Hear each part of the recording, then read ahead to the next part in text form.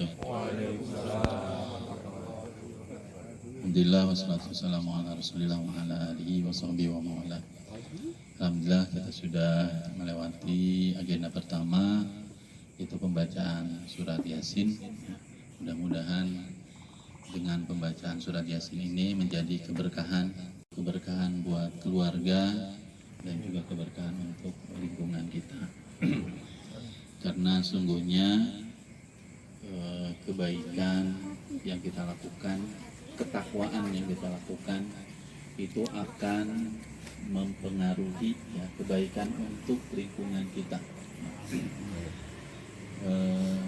Allah akan membuka pintu keberkahan dari langit dan bumi seandainya sebuah kampung, sebuah daerah, sebuah perumahan, sebuah kelurahan, penduduknya beriman dan bertakwa kepada Allah Subhanahu wa taala. Walau anna ahlul qura amanu wattaqau lafatahna alaihim barakatim minas samawati wal ard. Seandainya penduduk suatu negeri itu beriman dan bertakwa kepada Allah, lafatahna alaihim, kata Allah, sungguh kami akan buka untuk mereka barakatim minas samawati wal ard, keberkahan dari langit dan dari bumi. Jadi selama masih ada orang-orang yang baik, orang-orang yang mengaji, insya Allah Allah akan jaga daerah itu, wilayah itu, kampung itu, perumahan itu, Allah berikan keberkahan, kebaikan.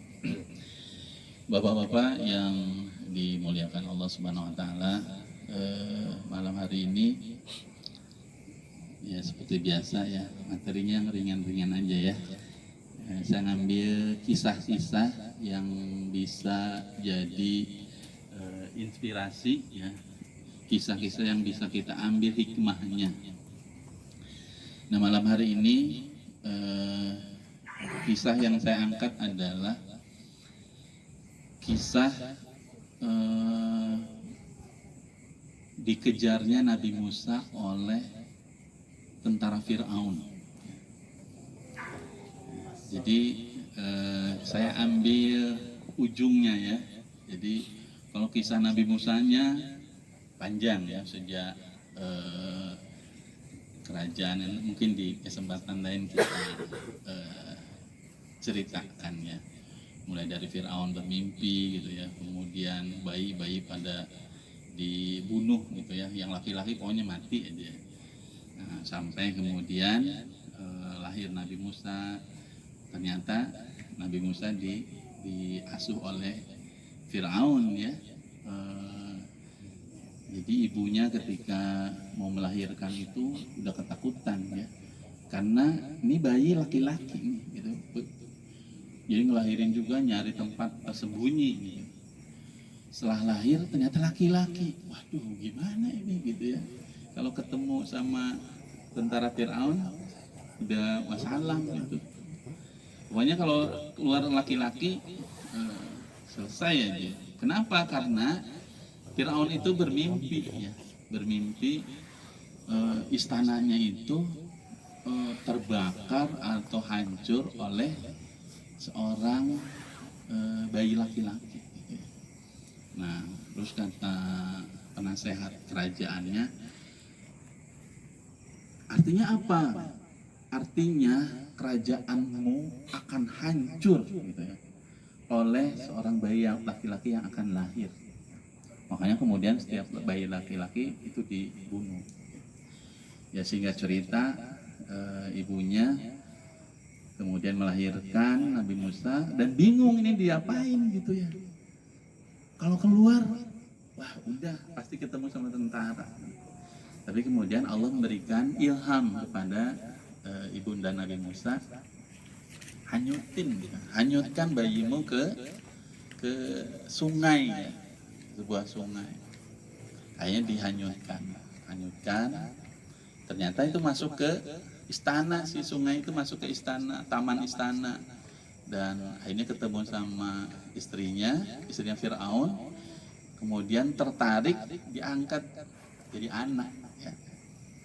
Ya sampai kemudian Nabi Musa dewasa dan setelah itu diangkat jadi rasul, ya. Nah, singkat cerita, saya mungkin menyampaikan kisah di ujung, ya, di ujungnya. Ketika Nabi Musa sudah berdakwah, sudah menyeru Fir'aun untuk menyembah Allah, gitu ya, dan ternyata ditolak, ya. Sampai akhirnya kemudian Fir'aun merasa terancam dengan keberadaan Nabi Musa, dan akhirnya diperintahkan untuk menangkap Nabi Musa alaihi salam, ya, ditangkap, gitu. Jadi kerahin tuh seluruh bala tentaranya buat tangkap Nabi Musa. Akhirnya Nabi Musa beserta kaumnya, ya, beserta pengikut-pengikut yang sudah beriman, ya, segera karena sudah ada ini nih, sudah ada kabar, wah, Firaun sama tentaranya mau ngejar nih, nangkap kita. Pokoknya kalau ketangkep mungkin bisa dibunuh semuanya, gitu. Akhirnya Nabi Musa dengan para pengikutnya juga berusaha untuk menghindar, ya, melarikan diri juga. Nah, dikejar, ya. Kekuatannya nggak seimbang antara Nabi Musa alaihissalam dengan pengikutnya. Dikejar sampai pada satu titik yang Nabi Musa tidak bisa. Kemudian di depannya ada laut. Ini kemana lagi? Balik lagi kena Fir'aun, ke sana kena laut. Itu kondisi yang amat sangat sulit, genting, ya. Kalau seandainya kita ada di situ, genting itu. Karena nggak bisa ke sana, di sini tinggal nunggu aja nih, nunggu takdir, ya, nunggu ajal. Nah, di saat genting tersebut, di saat posisi terjepit, ya, sudah tidak ada harapan lagi, ya. Tapi Nabi Musa kemudian berdoa sama Allah, ya, berdoa sama Allah, dan kemudian minta diselamatkan, ya Allah tolonglah kami, gitu ya, selamatkan kami. Apa yang kemudian Allah perintahkan kepada Nabi Musa? Angkat tongkatmu. Jadi Nabi Musa itu selalu bawa tongkat, selalu bawa tongkat. Angkat tongkatmu. Akhirnya Nabi Musa mengangkat tongkatnya. Setelah itu, wadrib bi'asokal hajar. Pukulkan tongkatmu ke laut, ya. Jadi pukul laut dengan tongkatmu, kata Allah. Akhirnya kemudian Nabi Musa memukulkan tongkatnya ke laut. Blah, gitu, ya. Seketika itu kemudian laut merah itu membelah, gitu, ya. Membelah sampai Nabi Musa alaihissalam dan para pengikutnya bisa lewat. Dan itu laut tuh gede banget, ya, dalam gitu. Bukan kita di depan misalnya seember gitu, plak gitu, ya, gitu doang. Tapi laut yang dalam itu terbelah, ya, terbelah. Kemudian Nabi Musa segera mengajak pengikutnya untuk menyeberang laut tersebut. Ini di belakang masih ngejar ini, ya, Fir'aun sama bala tentara masih ngejar. Ya, terus ya berhari-hari mungkin, ya, kalau nyebrang laut merah. Nabi Musa di tengah, ini udah di pinggir laut nih si bala tentara. Terus Nabi Musa berjalan, wah, bersegera, ya, sampai akhirnya selamat sampai ujung. Fir'aun sama bala tentaranya masih ngejar juga, gitu, ya. Karena lihat, wah, ini lautnya ngebuka, kita ikut aja, gitu, ya. Ikut juga ngejar, gitu. Nah, ketika Nabi Musa sudah sampai ke pinggir, ya, ke seberang Laut Merah, Fir'aun masih ada di tengah-tengah, kemudian Allah kembalikan laut itu sebagaimana semula, gebur, gitu, ya. Menyatu kembali dan tenggelam, ya, Fir'aun dan bala tentaranya. Dan pada saat itu Fir'aun mau beriman, ya. saya mau beriman kepada Tuhannya Musa dan Harun. Tapi kata Allah sudah terlambat ya, karena nyawa sudah ada di tenggorokan. Tenggelamlah Firaun dan bala tentaranya. Allah abadikan ya kisah itu, dan jasad Firaun itu diabadikan sampai sekarang masih ada. Ya. Itu salah satu mukjizat ya, kebesaran Allah. Ya. Si jasadnya Firaun itu dia tidak hancur. Jadi sekarang di Mesir itu di museum ada. Ya. Nah, walaupun saya belum pernah ke sana ya, tapi karena di Quran pun ada ya ayatnya. Nah, bapak-bapak yang dimuliakan Allah Subhanahu wa taala, apa pelajaran dari kisah tongkatnya Nabi Musa yang dipukulkan ke laut ini? Ya. Jadi hikmah dari kisah ini adalah pertama, bahwa pertolongan Allah itu dekat. Ya. Kadang kita merasa pertolongan Allah itu di mana, jauh gitu. Padahal sebetulnya dekat. Ada dekat kita. Kalau Nabi Musa apa pertolongannya? Lewat tongkat yang biasa dipegang. Ya. Pertolongan itu dekat. Jadi kalau kita ada persoalan, ada masalah, gitu ya, sebetulnya pertolongan itu ada di sekitar kita. Bahkan mungkin ada dalam diri kita. Itu nyari jauh-jauh, nyari orang pintar, lalu nyari dukun, gitu ya. Saya nggak dapet jodoh, belum pengen dapet jodoh, nyari orang pintar, ya. Orang pintar tanda kutip ya, minta jabatan, nyari dukun, itu salah. Gitu ya. Jadi pertolongan itu dekat, itu harus kita yakini. Ud'uni astajib lakum, berdoalah kepadaku, aku akan mengabulkan. Ini yang pertama. Jadi pertolongan Allah itu dekat. Kayak apa dekatnya kalau sekarang misalnya? Boleh jadi gitu ya. Kita ada masalah. Pertolongannya apa? Kata Allah, wasta'inu bis-sabri was-shalah. Minta tolonglah dengan sabar dan sholat. Jadi kan pertolongannya dekat. Cuman kita disuruh sabar, ya. Disuruh sholat. Nggak disuruh ngapa-ngapain. Sabar dan sholat. Nah ini yang pertama ya. Jadi hikmahnya bahwa kita harus meyakini bahwa pertolongan Allah itu dekat. Ketika kita punya kesulitan, yakinlah bahwa pertolongan Allah itu dekat.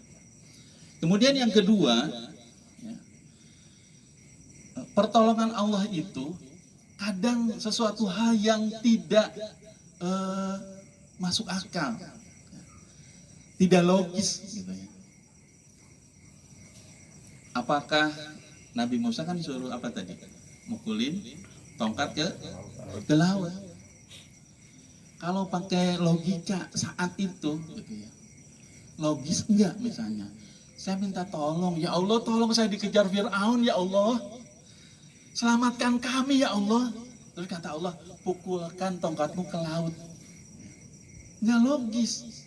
Tapi itu perintah Allah. Apakah Nabi Musa protes misalnya? Ya Allah, saya kan minta pertolongan biar nggak dikejar sama Firaun. Lah kok saya disuruh mukulin tongkat ke laut? Ini apa hubungannya pertolongannya? Karena Nabi Musa nggak dikasih tahu, ya. Waktu suruh mukulin tongkat ke laut tuh nggak dikasih tahu. Musa, pukulin tongkat ke laut, nanti tongkatnya lautnya bakal belah. Nggak dikasih tahu. Malaikat Jibril nggak ngasih tahu juga. Pokoknya suruhannya pukullah laut itu dengan tongkatmu, atau pukulkan tongkatmu ke laut. Jadi perintah Allah pada saat itu hanya seperti itu. Ya. Jadi kadang tidak masuk di akal kita. Ya. Logika kita nggak jalan, ya, nggak bisa memahami. Sebagaimana Nabi Musa juga nggak paham. Kenapa saya harus memukulkan tongkat ke laut? Tapi disitulah keimanan kita diuji. Nabi Musa kemudian, ya pokoknya saya sami'na wa ata'na gitu ya. Saya disuruh mukul laut, ya udah saya pukul aja gitu. Saya dipukul dan ternyata setelah itulah kemudian pertolongan Allah datang. Ini juga sama gitu ya. Wasta'inu bis-sabri was-shalah. Allah suruh kalau kita ada masalah nih gitu ya. Minta tolonglah dengan sabar dan sholat. Bagaimana ceritanya gitu ya? Suruh sabar sama sholat.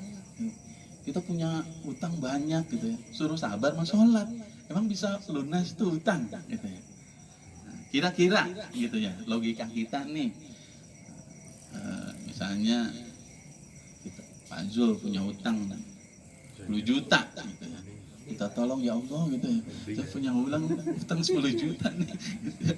Terus wasta'inu bis-sabri was-shalat kata Allah di surat Al-Baqarah ya. Minta tolonglah dengan sabarnya dan sholat. Disuruh sabar sama sholat.